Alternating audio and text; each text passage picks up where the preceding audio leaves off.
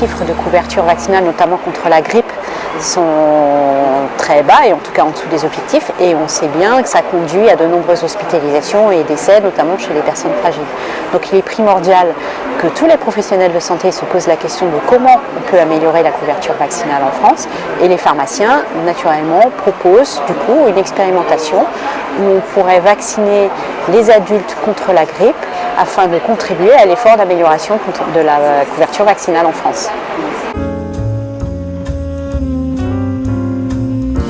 Bien sûr, pour que le pharmacien puisse vacciner, il y a des conditions qui sont incontournables. La première, c'est la formation. Il faut que les pharmaciens qui souhaitent vacciner suivent une formation. Donc, tous les pharmaciens ne seront pas attirés par cette formation ou par le fait de vacciner pour de multiples raisons. Donc, seuls les pharmaciens qui auraient envie de contribuer à cet effort de couverture, d'amélioration de la couverture vaccinale, devront suivre cette formation. Il est hors de question de vacciner les patients dans l'espace de la pharmacie, donc il faudra qu'il y ait effectivement des espaces de confidentialité appropriés pour pouvoir vacciner.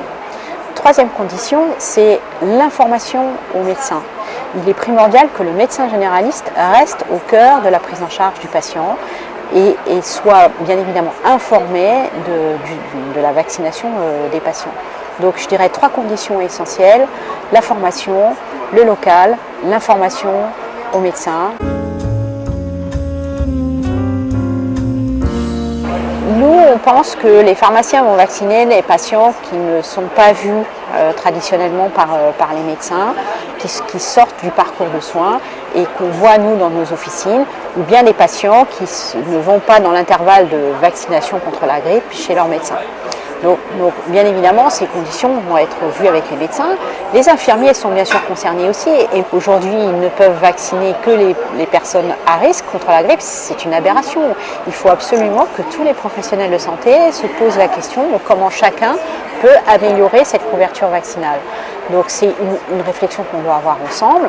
Les expérimentations, il va falloir effectivement les mener, et pour pouvoir justifier justement avec des chiffres concrètement de quels sont les meilleurs moyens d'améliorer la couverture vaccinale.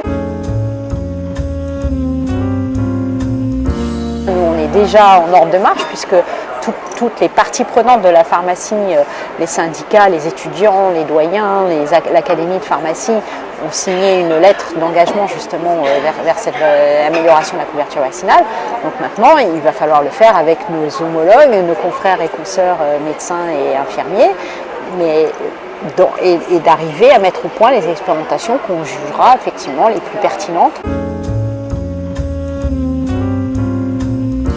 Ce n'est pas les vaccins qui vont apporter de l'argent aux pharmaciens. Si vous regardez combien les infirmières ou les sages-femmes touchent par acte vaccinal, c'est quelques euros. Donc ce n'est pas même la centaine de patients qu'une pharmacie va vacciner par an. Et parce que ça va être dans ces amplitudes-là, hein. On parle de quelques centaines peut-être, quand on sera en pleine vitesse de croisière, mais 100 patients fois 22 000, pharmacie, ou même moins, enfin, on voit vite qu'on peut décupler le nombre de patients à l'échelle nationale couverts par le vaccin contre la grippe. Mais ce n'est pas ces 100 patients vus par une pharmacie qui va changer sa vie économique de tous les jours, clairement. Le sujet, pour le pharmacien, il n'est pas économique.